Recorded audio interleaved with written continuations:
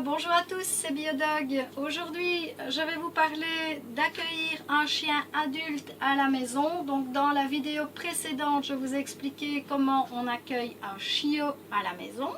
Alors si vous accueillez pour la toute première fois un chien adulte chez vous, il y a aussi des petites recommandations pratiques. C'est-à-dire que si vous avez déjà un chien, vous avez déjà la plupart de ces choses.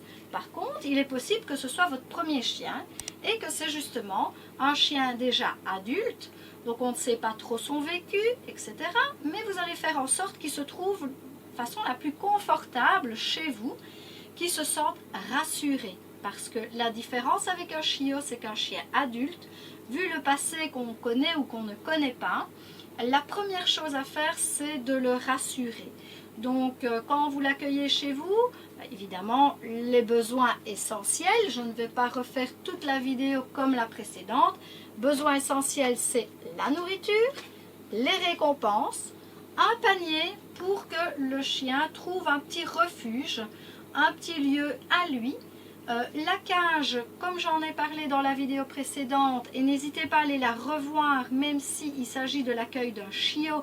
Vous pouvez aller revoir cette vidéo qui vous donnera aussi quelques petites indications indispensables aussi pour l'accueil de votre chien adulte. Et il y a aussi la cage de transport qui peut servir à la maison de cage, tout simplement pour que le chien soit rassuré dans ce lieu, l'habituer à la solitude quand vous partez travailler. Donc ici, vous pouvez voir un petit peu le résumé de ce que vous avez besoin pour l'accueil de votre chien adulte.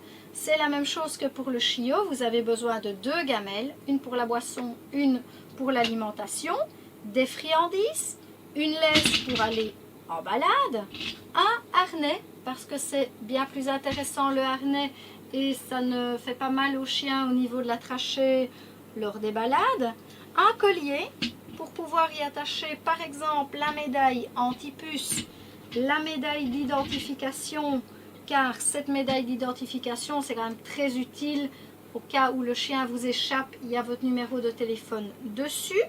Évidemment, besoin de jouets aussi, de jeux d'occupation. Vous pouvez retrouver sur les vidéos précédentes aussi l'indication des jouets Kong, toute l'explication, comment on s'en sert, à quoi ça sert, vraiment à passer le temps à votre chien aussi quand vous partez travailler par exemple.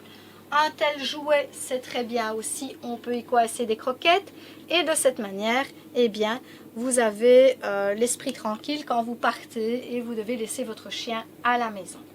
Alors, qu'est-ce que vous devez savoir aussi à part le matériel? Parce que c'est bien beau, on a tout ce matériel là à la maison, on a la laisse, on peut aller promener, on a le harnais, il y a tout ça.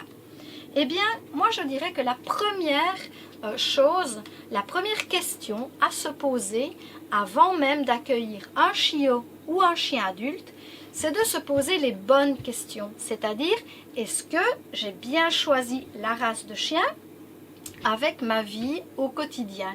C'est-à-dire qu'il y a des familles sportives, par exemple, qui aiment beaucoup marcher, courir, faire du vélo.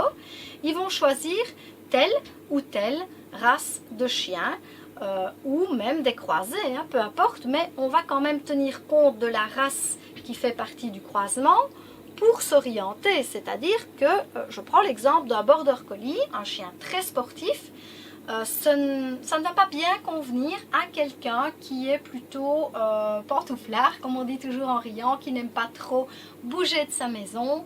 Donc, il faut vraiment penser en premier lieu aux besoins du chien et alors à vos besoins à vous. Donc, ça doit aller dans les deux sens pour vraiment faire un bon binôme.